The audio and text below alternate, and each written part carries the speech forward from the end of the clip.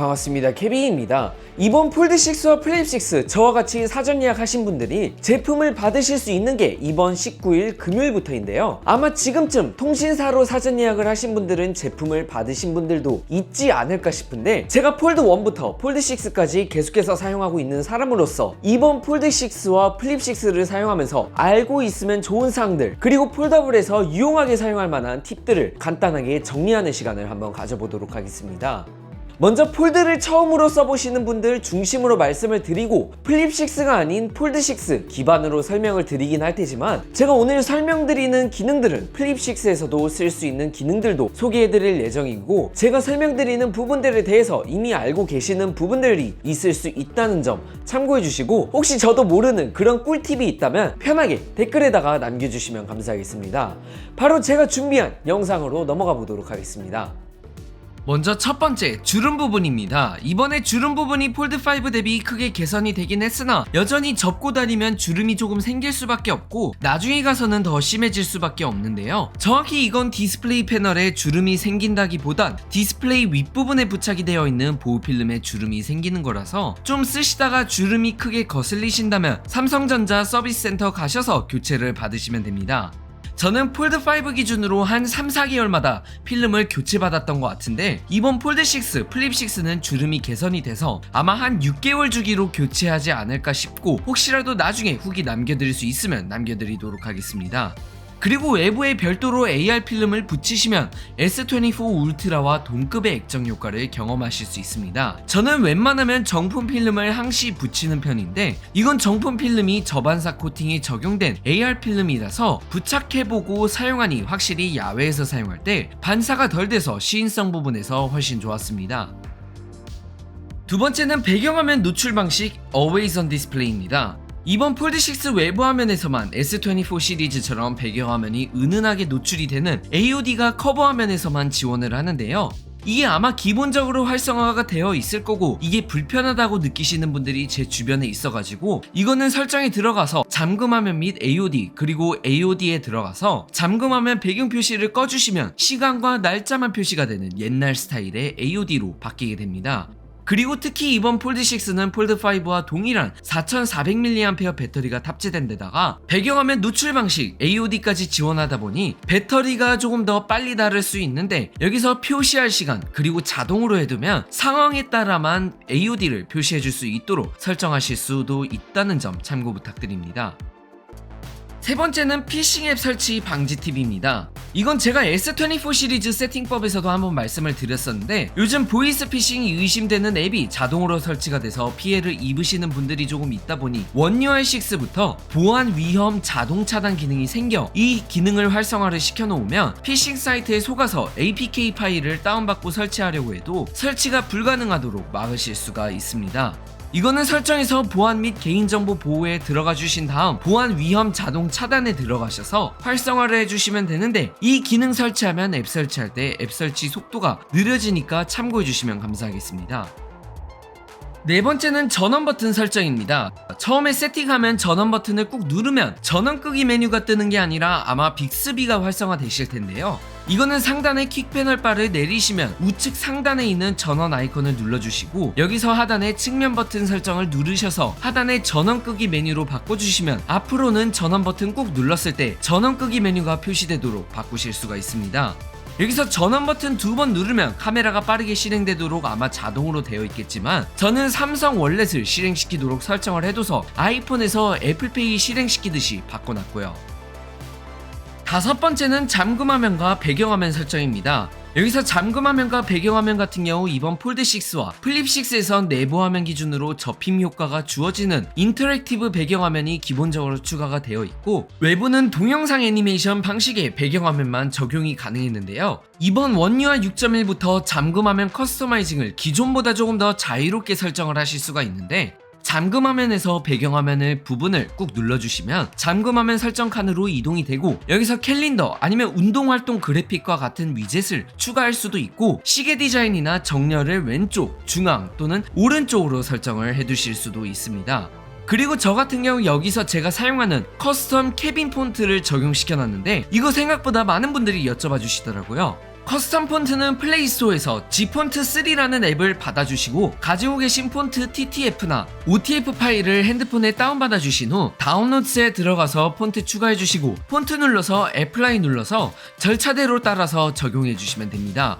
배경화면 같은 경우 설정에 들어가신 다음 배경화면 및 스타일 그리고 배경화면 변경을 눌러서 AI 생성 배경화면 탭에 들어가시면 추가로 이번 폴드6와 플립6에서 생성형 AI를 통한 나만의 배경화면을 만들어줄 수가 있는데 이거는 한 번 만들면 그 다음에 다시 한 번 더 나올 가능성이 거의 없어서 자기만의 배경화면을 만들어서 적용해 보실 수 있습니다.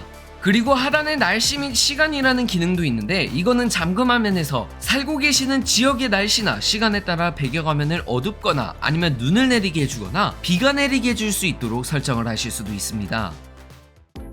여섯 번째는 내비게이션 바 부분인데요. 갤럭시는 기본적으로 홈 버튼, 뒤로 가기 버튼이 있는 내비게이션 바로 설정이 되어 있지만 이전에 아이폰을 사용해 보신 분들 같은 경우 제스처 스와이프 내비게이션 바에 적응이 되어 있으실 텐데 설정에서 디스플레이 그리고 하단에 내비게이션 바에 가셔서 스와이프 제스처로 고쳐주시면 되는데 이렇게 하면 특히 폴드6는 하단에 있는 태스크바가 중간으로 가게 돼서 좀 더 깔끔한 모습을 나타낼 수 있도록 설정을 하실 수 있고 여기서 양옆 부분을 꾹 눌러주시면 하단에 있는 태스크바를 숨길 수 있거나 표시할 수 있도록 설정을 하실 수도 있어서 폴드만의 대화면 경험을 좀 더 뛰어나게 하실 수 있다라고 보실 수도 있을 듯 합니다. 저는 개인적으로 홈 버튼이 있는 게 편해서 홈 버튼이 있는 걸로 사용하는 편입니다.